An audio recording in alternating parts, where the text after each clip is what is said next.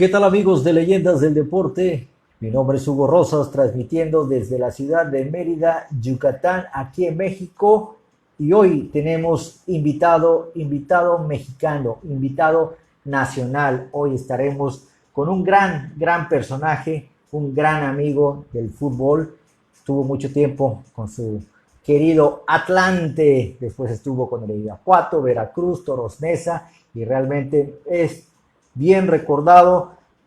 Lo reconocemos por su apodo, aquel apodo que le puso el señor Perro Bermúdez, que le encanta estar poniendo apodos al periodista Enrique Bermúdez. Por eso a veces cuando decimos vamos a hablar hoy con Javier, nadie sabe, nadie se acuerda, pero si les digo, está con nosotros hoy nuestro querido amigo el Archi Flores, todo el mundo se va a acordar de nuestro querido amigo, y ya está aquí con nosotros mi querido Javier Flores, el famosísimo Archi. ¿Cómo estás, mi amigo? Hola Hugo, ¿cómo estás? Muy bien, ¿y tú cómo estás? Oye, me veo un poco paralizada la imagen, no sé si me ven bien. Te veo perfectamente bien. Te veo como si estuvieses jugando fútbol todavía, delgado. Ahora sí que, como decimos aquí en Mérida, al tiro. Eso, exactamente, muy bien, gracias. Aquí estamos a la orden y con muchísimo gusto. No, hombre, gracias a ti por darnos la oportunidad de poder platicar, de dialogar y sobre todo conocer tu historia, la historia de los futbolistas, la historia de los deportistas, ya sea de cualquier disciplina. Por eso existe Leyendas del Deporte. Te traemos desde Estados Unidos hasta Chile, y ya cruzamos el charco allá en España, donde nos han atendido grandes personalidades de los Juegos Olímpicos, ganadoras de medallas de oro allá en España. Y bueno, pero realmente nuestra disciplina siempre es el fútbol que tanto nos apasiona, que tanto nos llama, que tanto nos encanta, donde hemos podido conocer historias muy agradables con gente que ha estado en mundiales, han ganado Copas Américas, han ganado Copa Libertadores, en fin, una gran variedad de grandísimos seres humanos y sobre todo grandes futbolistas realmente. Y por eso hoy estás con nosotros, mi querido Archi. Queremos conocer un poco más de tu gran trayectoria, casi 11 años jugando al fútbol, y todo mundo habla muy bien de ti. Realmente la gente te aprecia, la gente te quiere sobre todo por lo que has hecho, por lo que hiciste en tu etapa como futbolista profesional. Hombre, muchas gracias, es un placer. Y sí, fueron 11 años en primera división y anduve en las divisiones tercera, segunda, primera A, pasé por todas las divisiones profesionales y sí tuve una carrera y la verdad muy querido por la gente, la verdad que no sé por qué, pero sí, muy querido. Entonces, del fútbol. Claro, pero vamos a empezar ahora sí que desde el principio. 1996, allá en la Ciudad de México, con tu adorado Atlante, de la mano del doctor Miguel Mejía Barón, que ya había estado en un proceso mundialista, llevó a México por primera vez a un subcampeonato en la Copa América allá en Ecuador en 1993. Y él fue el mismo entrenador que nos llevó a Estados Unidos 94, aquel mundial que habíamos regresado después de lo que pasó en Italia 90, de los famosos cachirules. Nos lleva él, de la mano de él, con esa gran camada de futbolistas, de la mano de Hugo Sánchez, para ser exactos, Luis García, el propio Sague, tu compadre Sague, ahora sí que el famosísimo Sague, ya el que todo el mundo quiere conocer, excepto yo. Pero realmente, cuéntanos esta historia de cómo llegaste primero al Atlante, mi querido Archie. Bueno, estaba en Cruz Azul Hidalgo en primera A y en el último partido entramos a cuartos de final. Me va a ver el doctor Mario Trejo, que me presentara al siguiente día, el lunes, con Atlante, que iniciaba la pretemporada, y que me quería ver Miguel Mejía Barón. Me había recomendado a mí Javier Aguirre. Javier Aguirre tenía la sub-23 y me andaba siguiendo cuando yo estuve en segunda división. Entonces me presento ese día sin interescuadras y me dice Javier Aguirre, como es directo, me dice: Javier, te quiere ver Miguel Mejía Barón, yo te conozco perfectamente, pero él es el que decide, él es el entrenador, yo soy su auxiliar con Memo Vázquez, te queremos ver y él va a decidir si te quedas en el equipo o no. En ese momento Atlante era un equipazo llevando a los mundialistas, Jorge Campos, Luis García, Sague, Ramírez Perales, Nacho Ambriz, dos rumanos que estaban que habían jugado el Mundial de 94, Velo de Ricci, Ili Dumitrescu, Tiva, que era el jugador más caro del draft. Entonces era un equipazo y me presento yo al entrenamiento y hace 3 cuadras y yo era extremo por derecha y pues hago un buen partido, dije, esta es mi única oportunidad y terminando el entrenamiento, el ingeniero me dice que me presentara con el doctor Miguel Mejía Barón, que era uno de los mejores entrenadores de México, o es uno de los mejores entrenadores que conocí, y me dice que me presentara al siguiente día en el aeropuerto, que viajábamos a Iztapas y Guatanejo a una pretemporada, y así fue como me presenté yo al Atlante. Yo era extremo por derecha y en esa pretemporada se lastima Juan Hernández, se lastima y ahí el doctor Miguel Mejía Barón me hace defensivo, me dice que me quiere ver de lateral derecho, que porque era muy rápido, tenía mucha velocidad de resolución y todas esas cosas, y fue como inició mi carrera en el Atlante. Realmente, mi querido Javier, a veces es tan pocas las palabras, tan cortas para descifrar todo ese momento. Fue un momento de, ¿qué será? 4 minutos que me comentaste, pero realmente el volver a vivir, el volver a experimentar, el volver a recordar esos pasos, realmente llena de nostalgia, sobre todo cuando pues ibas a ser visto por el que era el entrenador de la selección de México, el que llevó a México a un subcampeonato de la Copa América. ¿Realmente había algún nerviosismo de tu parte? Sí, mira, desde que llegas, eran todos mundialistas, yo un año anterior pues, los admiraba a todos ellos y ya eran mis compañeros, entonces era algo increíble y que un técnico te dé esa confianza, entonces yo creo que eso me ayudó mucho. Aparte, Vasco Javier Aguirre es un entrenador de una manera diferente de saber comprometer al jugador, de darle seguridad, entonces él me ayudó mucho. El Vasco era el que me decía, yo era el chavo, todos eran mundialistas, todos tenían una carrera ya, y el Vasco se me acercaba y me decía, tocayo, ven, dale una entrada fuerte a Sague, dale una entrada fuerte a todos, y cualquier cosa yo te ayudo. Eso a los chavos les ayuda mucho, les da mucha confianza, seguridad, y eso me ayudó a mí también a ganar un respeto, porque yo ya tengo una carrera muy larga, y eso te da seguridad, y yo la verdad llegué al Atlante y dije, híjole, quiero debutar cuando vimos un partido, y pasaron los años y desde que llegué fui titular.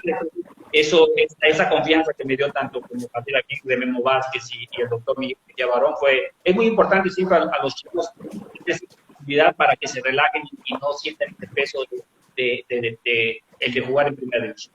Los pesos pesados, mi querido Javier, los pesos pesados que estaban en ese equipo eran de respeto, eran de admiración, realmente eran hombres muy, muy fuertes prácticamente. ¿Cómo te trataron? ¿Cómo te llegaron? ¿Cómo te cobijaron para que ese novato pudiera ahora sí que sacar las alas y poder volar y poderles darles muchas alegrías a la afición azulgrana? No, muy bien. La verdad que toda mi carrera fui muy querido, me quisieron mucho, en ningún lado tuve problemas, mis compañeros me ayudaron. Y justo en esta pretemporada me toca de compañero, eran habitaciones muy grandes, como una, no sé cómo le llaman, me tocó el Capi Ramírez Perales, que era una cosa impresionante, y Roberto Alves, que me quedé con ellos en la habitación. Y eso sí, ahí uno tiene que aprender porque Sague, mientras acomodaba el cabello y todas esas cosas, el primer día llegué tarde al desayuno porque no tenía que esperar, pero a los siguientes días me tenía que levantar muy temprano para estar puntual y eran jugadores de mucho peso, muy buenas personas, entonces creo que eso ayuda mucho a que al menos mi carrera fuera mucho más fácil. No se le quita a nuestro querido amigo Sague el verse en el espejo y acomodarse el cabello y pasarle otra vez el cabello y no le gustó cómo quedó y volver a pasar. No se le quita realmente los que tenemos el gusto de conocer a nuestro buen amigo Saguiño, de ese goleador histórico del Club América, que después estuvo entre Atlante, Necaxa también, y bueno, 4 años, si no mal recuerdo, con ese club, un club muy importante, un club que ustedes le dieron muchas alegrías, venían también de haber sido campeones en la temporada 91-92, si no mal recuerdo. Realmente era un club que, pues, es un club histórico en la Liga Mexicana de Fútbol, que desafortunadamente, mi querido Javier, ya sabes cómo son las cosas en nuestra liga, que de repente estás acá, de repente estás por allá, que siempre no, que mira, que regresa, que no, mejor no. Ya se volvió todo un relajo, pero a final de cuentas el club de Atlante ya está de nueva cuenta otra vez en el lugar donde lo vio nacer, que es la Ciudad de México, pero deambulando desafortunadamente en la Liga de Ascenso. Así es, sí. Mira, fíjate que en esa época, a mí me tocó una época buena, que había buen presupuesto para el Atlante, como nunca lo ha habido, yo creo. El dueño era el Güero Murillo Azcárraga, entonces, pues desde el plantel, si te vas a jugador por jugador, yo creo, estoy casi seguro que era entre los dos más con planteles más fuertes, entonces se hicieron buenas temporadas, nos metíamos a liguillas, semifinales, superlideratos, pero no pudimos dar ese pasito de ser campeón. Entonces, pero sí fue una buena época, estuve 3 años ahí en el Atlante y jugué algo raro porque jugué con las posiciones de primera división con el doctor Miguel Mejía Barón, lateral derecho, lateral izquierdo, medio por derecha, por izquierdo, contención, extremo derecho. Entonces, eso te hace un jugador a lo mejor útil para los entrenadores, pero a lo mejor no te especificas en una sola posición y puedas crecer. Pero en mi caso me ayudó mucho a crecer y alargar un poco más la carrera. Bueno, si recordamos, mi querido Javier, tú no me vas a dejar mentir, el propio doctor Mejía Barón era el que se encargó de mover a veces a jugadores y cambiarlos de posición. A Ramón Ramírez, ¿te recuerdas? En la Copa América y también en el Mundial del 94, lo puso como lateral izquierdo cuando él era medio ofensivo. Y él como que fue el propulsor de estar los famosos carrileros, esos famosos carrileros. Creo que de él o del profesor Manuel Lapuente fueron los principales de encargarse de que los jugadores fueran movidos a diferentes, por sistemas tácticos, cambiar de posiciones. Realmente ahora ya un jugador de fútbol ya tiene que saber, ahora sí que hasta ser portero prácticamente. En nuestras épocas de futbolista éramos o el medio derecho o el delantero, portero, defensas, y antes se jugaba que el central atrasado, que es el central adelantado, el contención. Ahorita ya son que si línea de 4, que si línea de 5, que si línea de 3, que si volante por esto. Ya el fútbol ya hasta me revolvió prácticamente en sus sistemas. Pero antiguamente, en esas épocas fue cuando se empezaban a hacer esos cambios para que el futbolista sea polifuncional. Así es. Ahora te recuerdo, a Del Olmo también lo cambió de posición. Y en mi caso, por ejemplo, me mandaba a hacer también algo que a lo mejor en esa época lo acaba de hacer Cuchillo Herrera, Cuchillo Herrera a Zamora, uno de Cruz Azul en una final. Entonces también en los partidos me mandaba a amplificar a Benjamín Galindo, a Antonio Mohamed, a Kiko Tragueño, a las personas que estaban a ver los estilos de los equipos y me mandaba a hacer esas marcas personales por todo el campo. Entonces eran asignaciones que daban, pero siempre pensando, yo creo, en el bien del equipo. Entonces lo hacían de esa manera. Entonces, en mi caso, no estaba preparado para eso, pero con la confianza que te daba a veces las cosas. Y además, en mi caso, me mandaba también a marcar a Hermosillo, a Peláez, a los jugadores más altos, en los tiros de esquina, en las pelotas paradas, me mandaba siempre a marcar el mejor. Yo decía, ¿por qué? Yo no soy muy alto ni nada, pero me decían, no, tienes que chocar a la él. Tu trabajo es que no remate cómodo y cómo darlo. Entonces, analizaba bien los rivales y creo que para mí se hizo un gran entrenador. Prácticamente, como decimos en el albur futbolístico, tú eres el que te ponía el overol y hacías la chamba, el trabajo sucio. Eras el que cortaba las jugadas a los talentosos, por llamarlos así, porque los 22 jugadores más los que están allá, todos eran talentosos prácticamente, por eso estaban en un equipo de fútbol profesional, pero realmente la persona que conducía el juego del equipo contrario tú eras el encargado de darle, ahora sí que duro al tobillo y codazos, y lo tenías que hacer prácticamente. Así era publicitar, ese era mi trabajo, y también uno tiene que saber, por ejemplo, en el equipo Atlante la mayoría eran jugadores de mucho talento, y uno se tiene que dar cuenta, en mi caso yo no era un jugador de mucho talento, lo mío, lo bueno era correr, luchar, el orden, el estar bien ubicado, el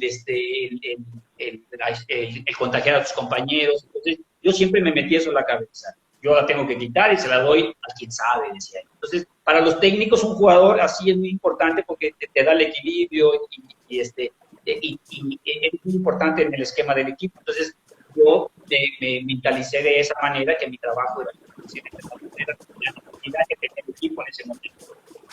Mi querido Javier, realmente al mencionarme ahorita a jugadores de grandísimo talento, como el propio, al maestro Benjamín Galindo, al propio Turco, Mohamed, en su momento estuvo unas temporadas acá, Emilio Butragueño, el famoso Buitre, y entre otros más, realmente, al enfrentar a Zamora también del Cruz Azul. No sé si te tocó enfrentarte a Antonio Carlos Santos del América, pero estamos hablando de gente talentosa.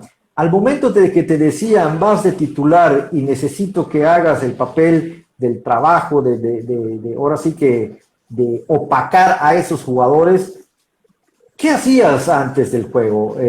¿Observabas videos antes? Porque un jugador talentoso te podía hacer una jugada y el que quedaba mal parado ibas a ser tú.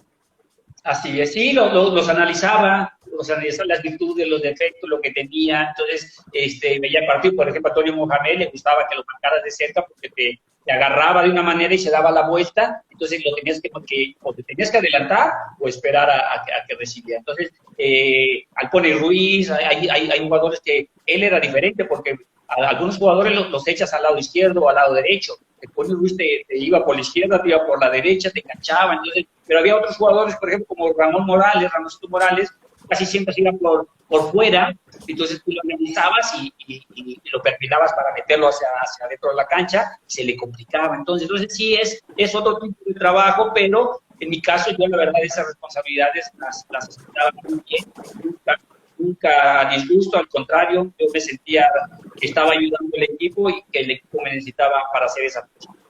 Claro, realmente cuando llegó Javier Flores a la institución azulgrana, a esa gran institución como es el Atlante, pues es que ahorita todo el mundo, si hablamos de Javier Flores, y lo digo con todo respeto, van a decir, ¿quién es Javier Flores? Pero si mencionamos al Archi Flores, todo el mundo se va a dar cuenta cuándo nació futbolísticamente el Archi Flores. Todo el mundo sabemos que fue este periodista que le encanta poner apodos a todos los futbolistas. Parece que es parte de su chamba, ¿no? De que está narrando un partido de fútbol y tiene que ponerle un apodo al futbolista en el momento, ¿no? Y realmente, ¿cuándo fue esa primera vez? ¿Te gustó o no te gustó?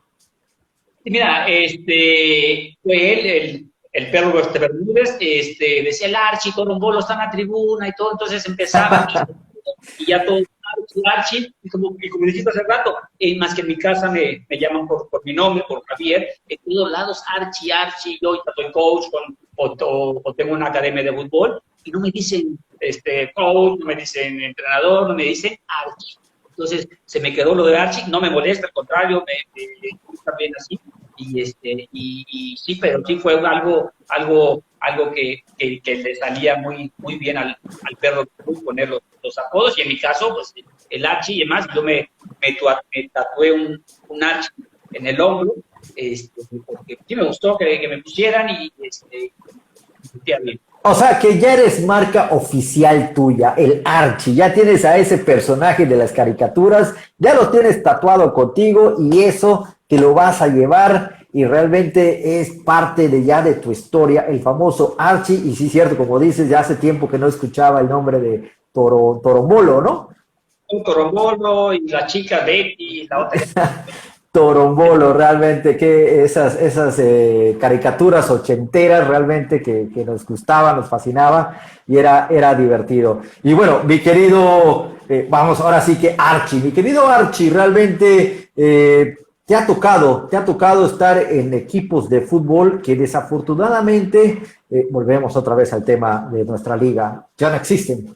Desafortunadamente dejaste sangre, sudor, lágrimas, batallaste, te rompiste el alma por defender la playera. Desgraciadamente llegan dueños, no me quiero meter en camisas de 11 varas, porque no sé, realmente es más de lo que nosotros sabemos, no sabemos más allá de, pero ya no existen, los famosos Toros Neza, ya no está tampoco el Veracruz que hiciste grandes temporadas allá, de la mano también de otros grandes futbolistas que ahorita vamos a mencionar, ya no están.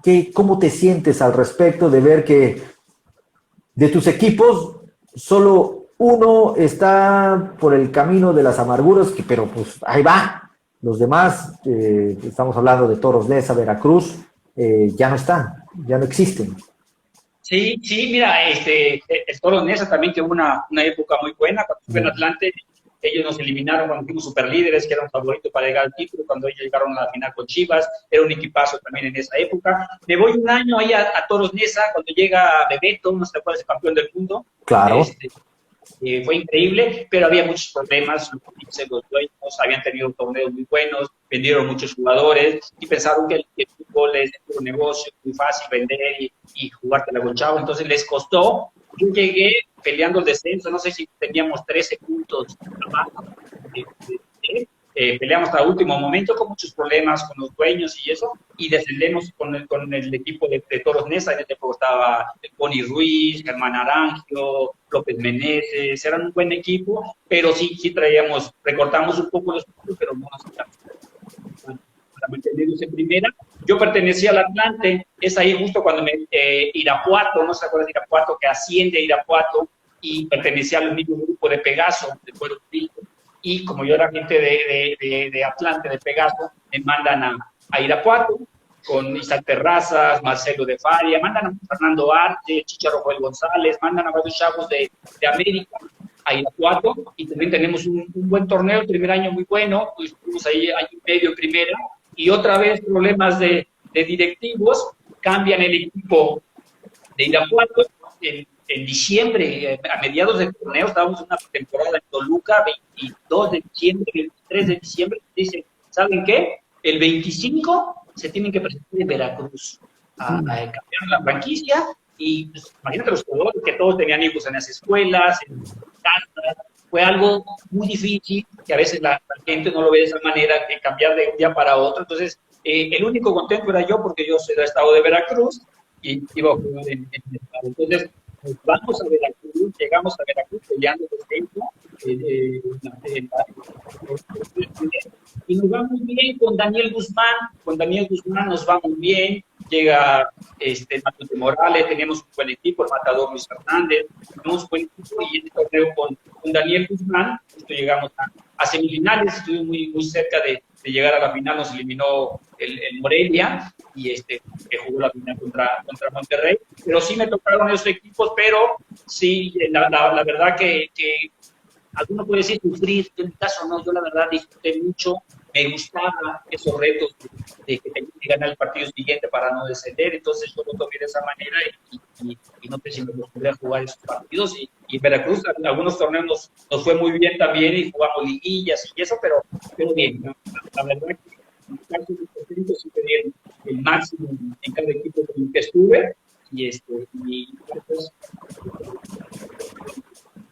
claro, eso es lo que más recuerda la afición, sobre todo la entrega que tuviste, esa predisposición que tenías para jugar al fútbol, de mucha entrega, nunca fuiste un mala leche, siempre fuiste leal a la hora de disputar una pelota, y a pesar de que tu trabajo era el trabajo ahora sí, de quebrar las jugadas del equipo contrario, y tenías que hacerlo de una u otra manera, pero nunca desleal, nunca mala leche, como existen otros compañeros que pegaban y pegaban fuerte y pegaban duro, y realmente no les importaba, realmente son personas que a lo mejor no tenían esa técnica para poder enfrentar a un jugador habilidoso, pero realmente sí, cómo olvidar ese paso por Irapuato, donde si no mal recuerdo estaba involucrado el señor Raúl Quintanilla, si no mal recuerdo, Raúl Quintanilla.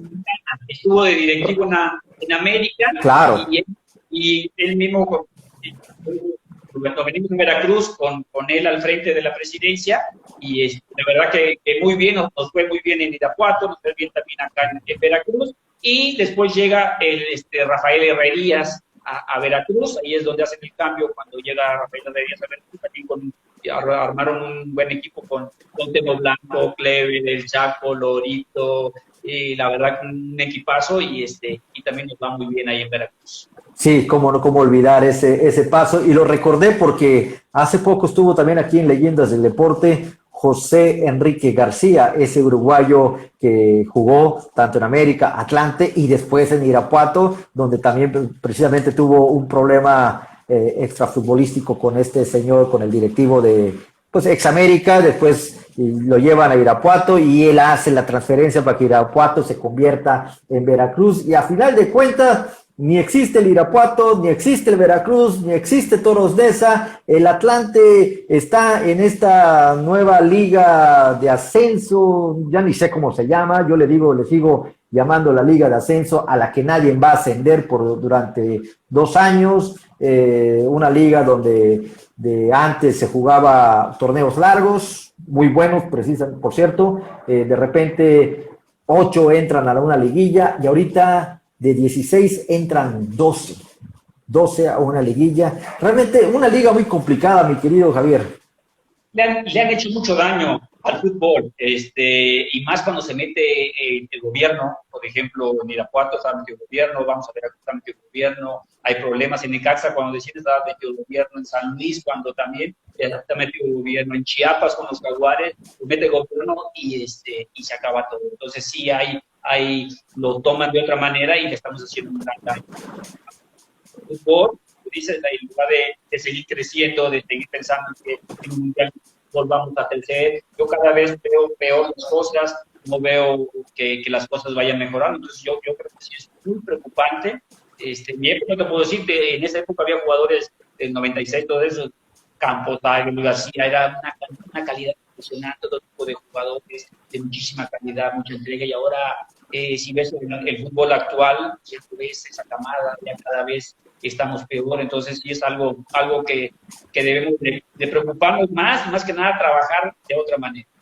Y es que, Javier, realmente, si nos remontamos a esas épocas, había referentes en todos los equipos de fútbol. Tú hablabas de X equipo y decías, está el maestro Galindo, está Misael Espinosa, había jugadores, Carlos Hermosillo, o sea, había jugadores emblemáticos en sus equipos, y no solo era uno, eran varios jugadores de diferentes equipos de fútbol. Ahora, si yo te pregunto a ti en este momento, si conoces algún jugador del América, o no lo sé, tal vez de las Chivas, tal vez me vas a decir que a lo mejor no sabes todos los nombres, cuando antes, aunque no fueras del América, aunque no fueras de las Chivas, aunque no fueras del Cruz Azul, sabías perfectamente bien quiénes iban a jugar, porque era una camada de jugadores que ahí siempre estaban. Ahorita no sabemos quién, o sea, y lo digo con todo respeto para los nuevos chavos que están haciendo lo mejor que se pueden. Ellos son los menos culpables. A ellos se les está dando la oportunidad, y qué bueno que lo aprovechen, pero no va a pasar más allá, porque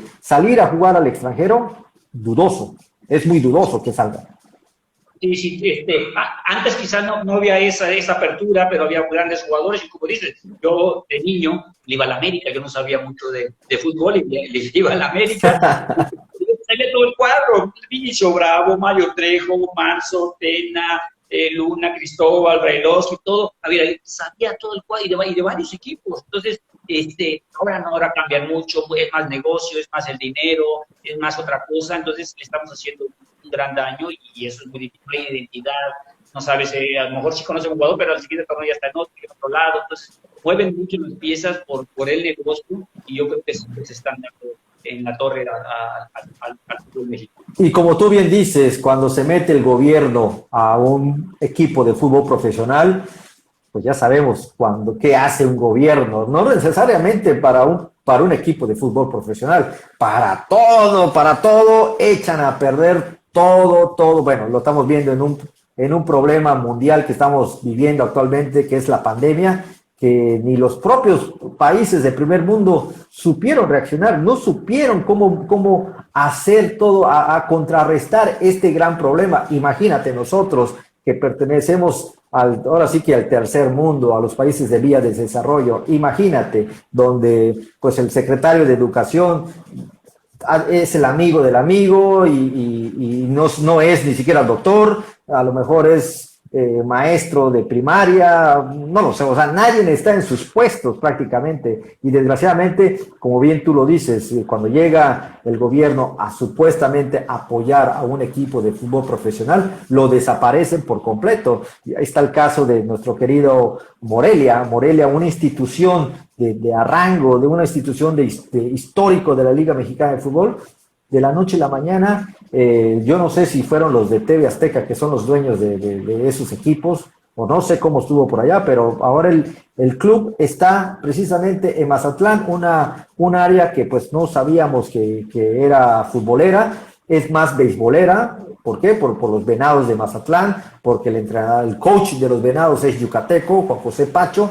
Realmente pues sabíamos del tema de béisbol, pero de fútbol no. Y eso es mi siguiente pregunta, la misma pregunta que le hice al invitado anterior, nuestro amigo Luis Cupla de Uruguay, cuando los hinchas, los aficionados, solo les importa ver ganar a su equipo, no les importa qué pase más allá de, creen o piensan de que el futbolista es un robot, y no lo es. Hay muchas cosas atrás de un futbolista. Por ejemplo, me mencionabas Irapuato a Veracruz, y eso que estamos hablando del mismo país, de unas cuantas horas de distancia, pero escuelas, cambio de domicilio, volver a otra vez, la que sufre todos esos cambios es la mujer. Y si la mujer te hace bronca a ti, tú no vas a rendir en tu trabajo. Eso lo sabemos.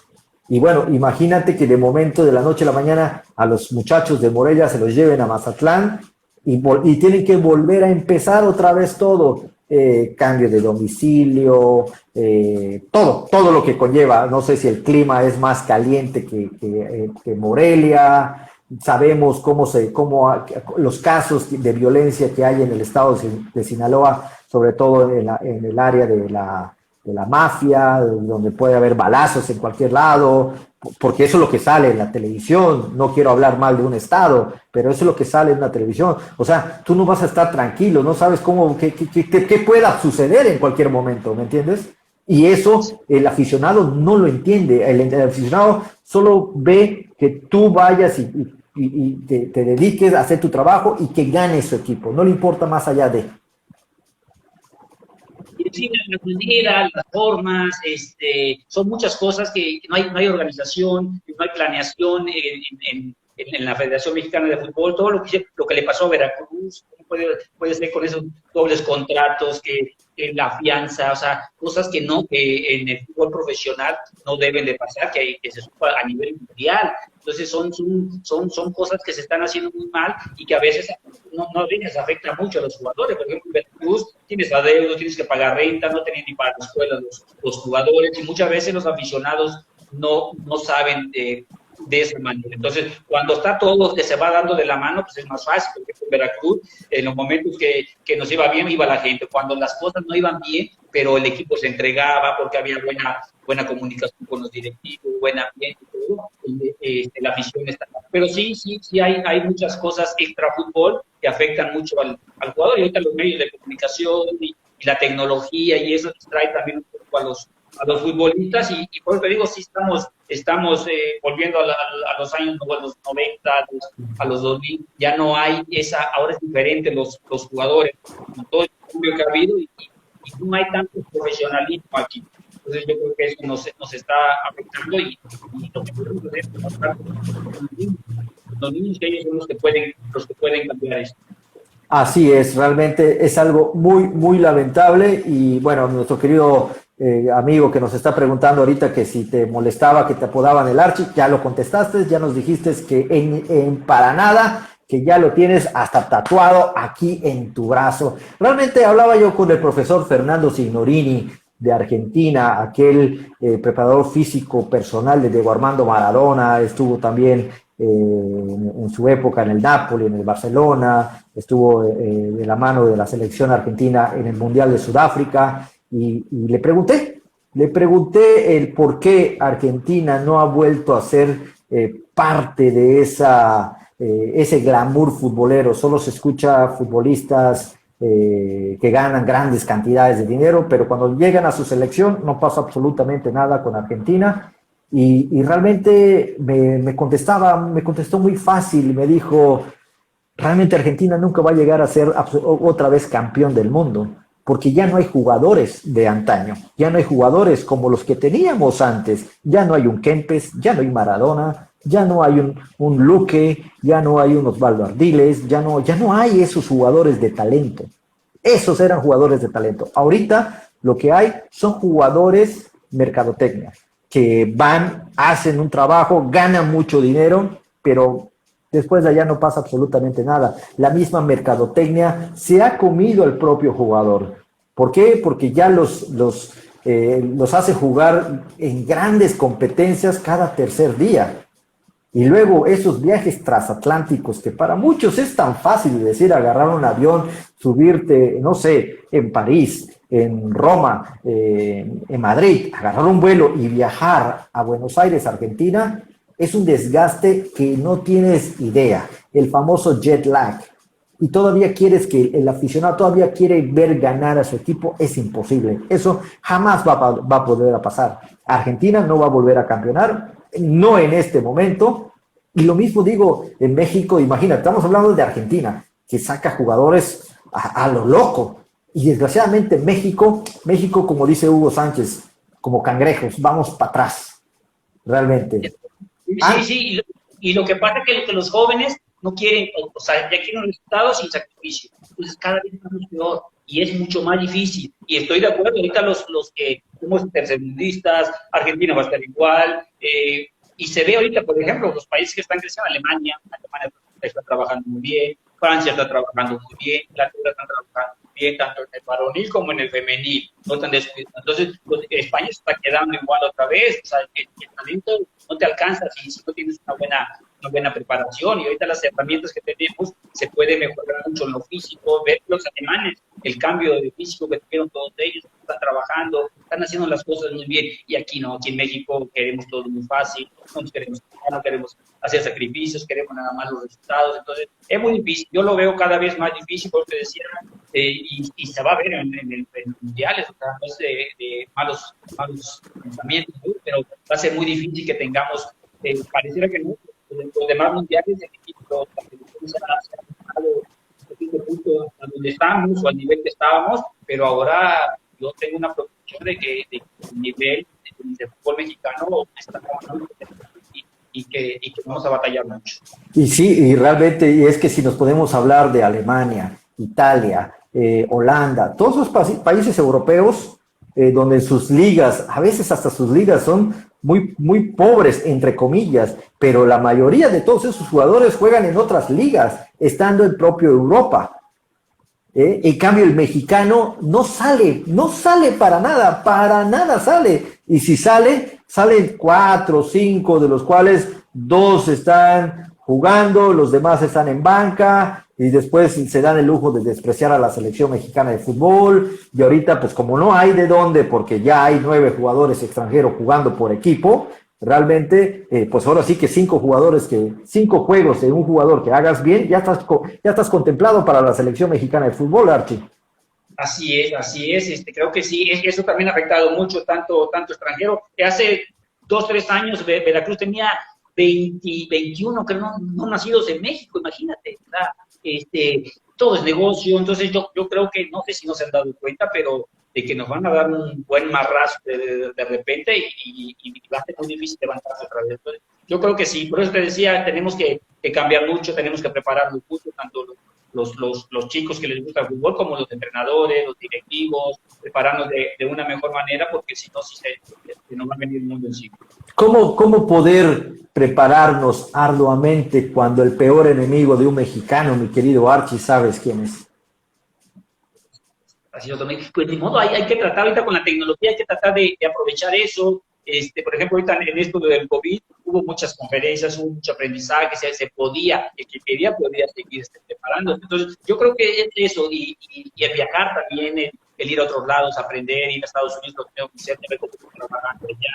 Es eso, el seguir aprendiendo, pero sí, aquí en México todos tenemos que sabemos de fútbol y ese es el grave problema que tenemos. Todos que sabemos de fútbol y hay muy pocos que quieren aprender, entonces yo creo que nos falta mucho por aprender y creo que así tenemos que ver lo que hay que aprender. En mi caso, por ejemplo, yo tuve entrenadores campeones de México, lo más ganadores, Bucetich, Miguel Mejía Barón, Alberto Guerra, buenos técnicos, y también tuve técnicos a lo mejor que no tenían o que muchos decían que no eran buenos, pero en mi caso yo trataba de agarrarles, siempre hay algo que se puede aprender. Entonces, es importante tratar de aprender y a todos los técnicos les agarrar algo, sacarle lo bueno de eso, y lo malo, pues aprenderlo también para no hacerlo nosotros. Es correcto. Ya hemos visto que el fútbol mexicano ya es más de los extranjeros, que no se tienen absolutamente la culpa de nada. Y lo vemos también en las direcciones técnicas. Cada vez vemos menos directores técnicos en los equipos de primera división. Ahorita ves a puro extranjero. En algún momento vi todavía se tenía como 2 años de retirado, creo que era uruguayo, y vino a dirigir creo que al Pachuca o al Necaxa, no recuerdo, hace 1 año, yo creo, 2 años. Tenía poco de retirado y ya estaba dirigiendo aquí en México. He hablado con futbolistas paraguayos, uruguayos que han venido a jugar a México, y al escuchar sus historias, un año tuvieron como futbolistas profesionales y ya estaban comprados por equipos mexicanos. Y realmente, imagínate, y nosotros los mexicanos nos va a salir raíces y nunca nos van a dar la oportunidad de salir. ¿Por qué? Tal vez porque el futbolista no los encuentran acomodo en el extranjero, o tal vez porque aquí en México pagan bien, ganan bien, y ¿para qué ir a otro lugar cuando a mí me están pagando súper bien en México? Sí, así es, y antes no había esa apertura y ahora se paga muy bien, y muchas veces los directivos también pues no quieren vender porque si lo quieren vender en el extranjero, lo quieren vender muy caro y pues no te lo van a comprar caro. Entonces, yo creo que más que nada eso, que los quieren vender mucho más caro y aquí los compra cualquier otro equipo, tanto Monterrey, Tigres, tienen ese poder económico de poderlos comprar más caros que si se fueran a Europa, por ejemplo. Claro, y es que, y si hablamos de ir a jugar a Sudamérica, han sido muy poquitos los jugadores que han ido a jugar a Sudamérica. El caso está de Beto García Aspe con el River, el propio Luis Matador Hernández con el Boca, en paz descanse de Nigris, que en su momento estuvo en Colombia con el Once Caldas, y más atrás otros jugadores, que el propio Luis Pirata Fuente también estuvo también por allá en Sudamérica. Realmente o sea, como que si no es México, si no es Europa, en el Manchester United, Real Madrid o Barcelona, no me interesa irme a jugar a otros equipos. Prefiero quedarme acá y punto. Sí, tanto el Matador como el Beto García Aspe, todo segurísimo que fueron ganando mucho menos de lo que ganaban aquí en México. Sí. Pero querían ver esa experiencia, jugar más gente en equipos como River, como Boca, como los jugadores que jugaron, aprender en otro lado, un poco más fuerte, más eso. A mí se me hizo algo increíble y yo creo que es eso, es que nada, que se tiene miedo también de arriesgar ahí a otro lado, es lo que es México, que no queremos salir, queremos estar aquí cómodos. Entonces, ese es el problema. Mi querido Archie, tú perteneciste a esta sociedad futbolera en esta liga media rara, que es la Liga Mexicana de Fútbol. Perteneciste acá. Pero nunca, hasta ahora, nunca hemos visto un progreso de parte de nosotros los mismos compañeros, de formar una sociedad, de formar un sindicato de jugadores que como para poner ya un alto a todo esto, ¿no? O sea, no es posible que de la noche a la mañana te cambien, no es posible que no te quieran dejar ir, no es posible que te transfieran de un equipo donde tú no quieres ir.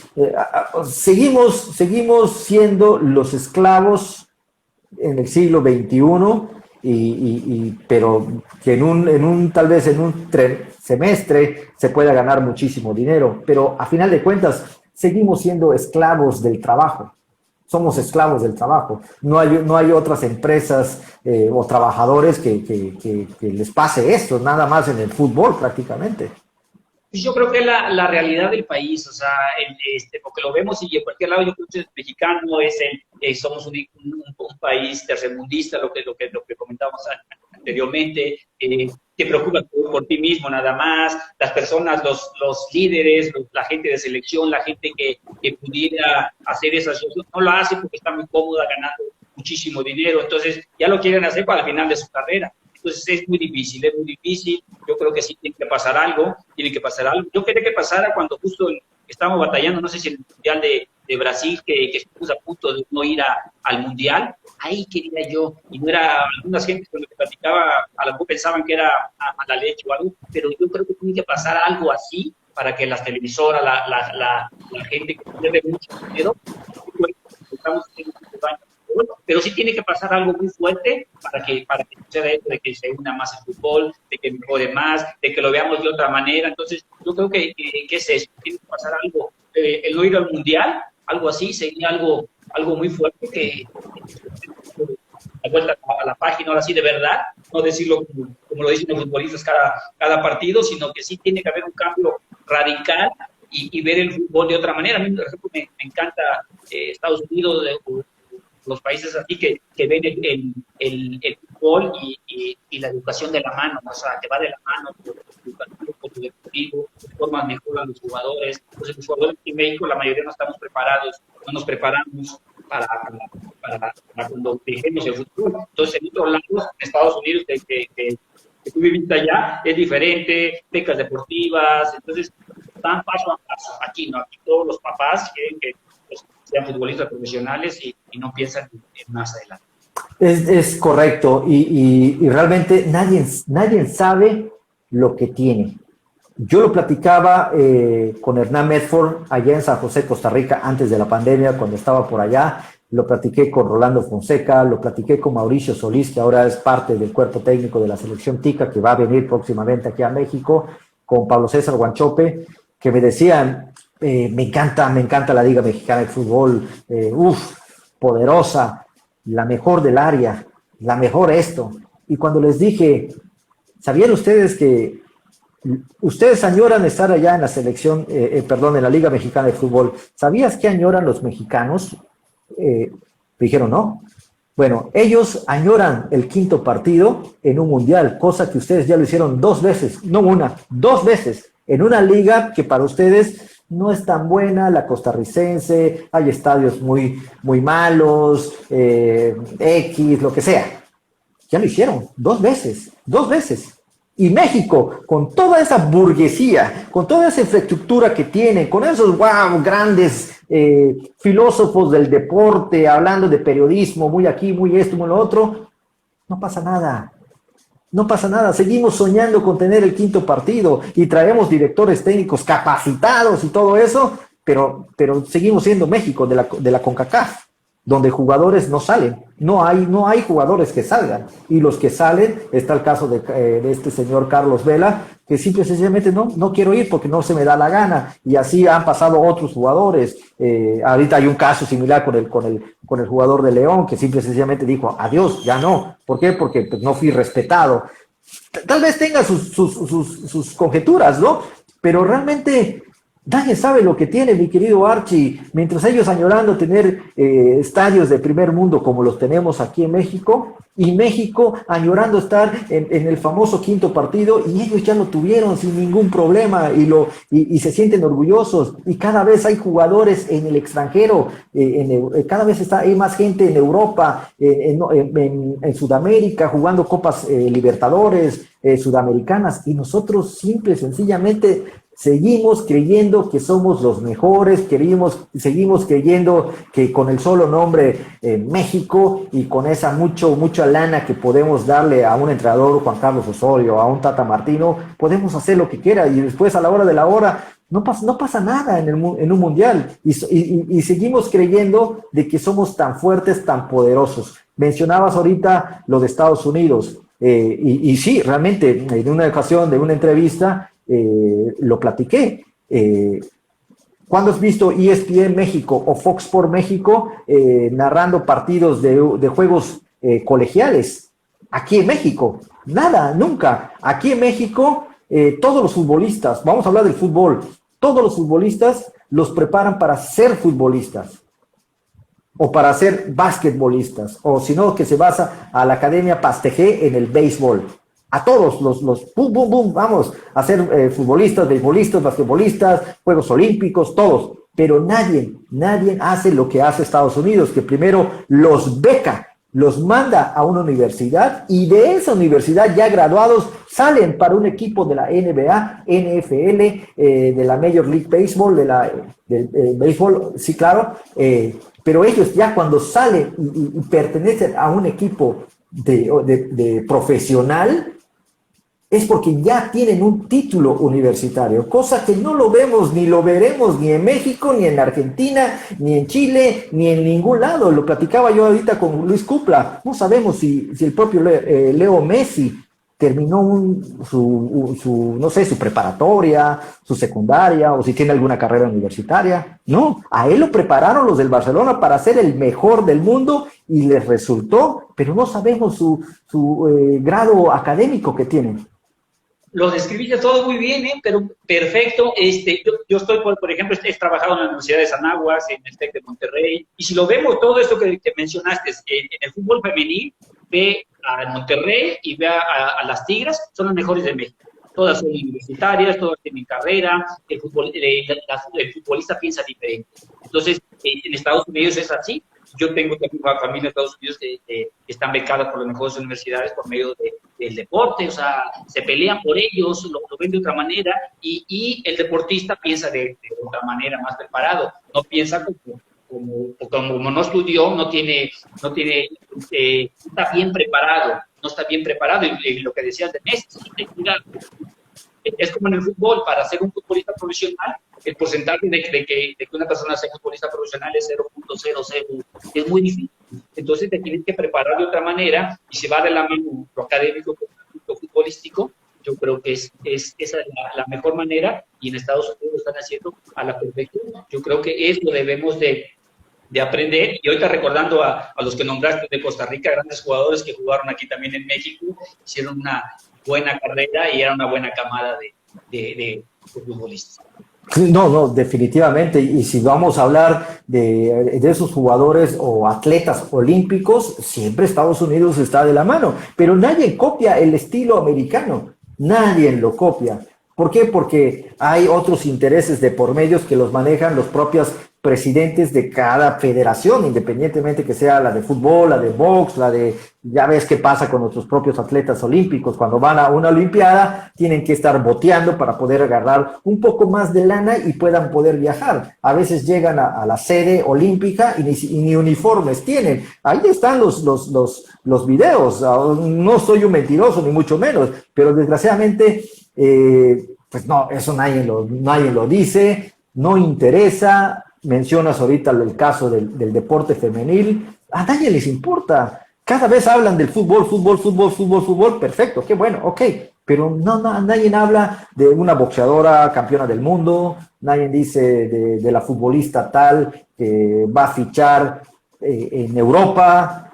Hay un caso particular que tenemos a mexicanas con el Atlético de Madrid femenil, con el Real Madrid que apenas, el Real Madrid apenas este año ha sido su primer torneo que tiene fútbol femenil. Pero como es el Real Madrid, wow. Pero quitemos lo que es Real Madrid y es un equipo normal. Entonces, realmente es muy desagradable. Antes te inventaba la nota con tal de vender el producto. ¿Te acuerdas que Hugo Sánchez, lo mencionaba anteriormente, Hugo Sánchez a la hora de que le hacían una entrevista, él sacaba su propia grabadora para que no jueguen con sus palabras, porque el periodista mexicano antes era así, ¿te acuerdas? Ahora no, ahora por lo menos vemos a compañeros que hablan de fútbol, pero, ojo, volvemos otra vez al amarillismo. Hay como un tipo de guión para ver quién tiene la razón. A mí no me interesa saber si Fabián Stay tiene la razón y se está peleando con el ruso o se está peleando con Alex Aguinaga, entre ellos peleándose. O sea, ¿a quién le importa? Prácticamente mejor que den un argumento válido para que el aficionado no se convierta en fanático, porque desgraciadamente parece como que están prendiendo al fanatismo, como que esto es lo que llama más la atención, y a la hora de una revuelta, a la hora, porque ha pasado en Monterrey cuando el clásico regio se enfrentaron y hubo hasta muertos, pegaron el grito, pero sí ellos se han encargado de hacer todo esto. Es eso, lo amarillista, es lo que vende, desgraciadamente es lo que vende. Pero sí, o sea, sí se puede hacer, cambiar un poquito, pero usted te decía, otra vez con los niños, llevar todo de la mano, y vuelvo a lo mismo, está muy claro el ejemplo aquí en México en el fútbol femenil. Si nos vamos a las Rayadas y a las universitarias, qué casualidad que las dos vienen de universidades muy poderosas, muy fuertes aquí en México, vale la pena probando el fútbol femenino. Ves las chicas de esos clubes con algunos otros clubes, se ve una gran diferencia. Entonces yo creo que la educación tiene que ir de la mano con el deporte. Definitivamente, y ojalá que los grandes clubes, esos que tienen mucho poder económico, puedan trascender en preparar a sus jugadoras, más también en lo que es académico, porque de repente vemos a un jugador que no tuvo estudios, pero ya es famoso, que a veces no tiene la educación de mencionar o de decir sí o no, y lo vemos, y yo lo veo últimamente que estoy dedicado a esto, te das cuenta de muchas cosas. Pero bueno, mi querido amigo, mi querido Archie Flores, para mí es un enorme placer poder platicar, conocer un poquito de tu gran trayectoria y sobre todo hablar de algunos temas futboleros de nuestra queridísima Liga Mexicana de Fútbol. No, hombre, te agradezco muchísimo, fue muy placentero escucharte, algunas cosas que dijiste son muy claras, entonces también seguimos aprendiendo de esto del fútbol, que hay mucho que aprender, y pues ya sabes, estamos a la orden y seguimos en el fútbol, seguimos trabajando, poniendo nuestro granito de arena con los niños, con los jóvenes, que creo que es donde creo que le debemos apuntar. Así es. Y ya por último, una pregunta que llegó así de volada, llegó express, te dice Archie, ¿quién jugará primero el mentado quinto partido al que estábamos hablando anteriormente? ¿La verde femenil o la varonil? Puta, qué buena pregunta, ¿eh? Híjole, pues yo creo que la femenil, yo he visto un crecimiento muy grande, y estoy seguro que la femenil, aunque le toca con dos potencias que es Canadá y Estados Unidos, y ahí es donde se va a batallar, pero yo creo que está creciendo muchísimo, y esperemos que las mujeres nos enseñen el camino correcto. El camino correcto siempre es sencillez y humildad. Y con humildad vas a conseguir muchas cosas que han hecho en Centroamérica los hermanos ticos, donde con humildad, con sencillez, con fuerza, con trabajo, sin que los cronistas o los periodistas estén, vamos a esto, vamos a ser campeón. Ellos llegaron, lo hicieron 2 veces, cosa que México, con todo y esa gran infraestructura que tiene, no ha podido lograr. Mi querido Archie, te mando un fuerte abrazo, mi brother. Seguimos en contacto en el phone y un placer poder hablar contigo de grandes cosas, de grandes momentos del fútbol mexicano. Te agradezco muchísimo. Igualmente, amigo, un fuerte abrazo. Saludos. Gracias. Y buenos amigos, realmente para mí es un enorme placer poderles traer y llevarles a ustedes a grandes atletas de Latinoamérica, desde Estados Unidos hasta Chile. Hoy fue el caso de nuestro querido Javier Flores, mejor conocido como el Archie, y mi nombre es Hugo Rosas, y esto es Leyendas del Deporte, haciendo historia con la historia. Muchísimas gracias y que pasen muy buenas noches.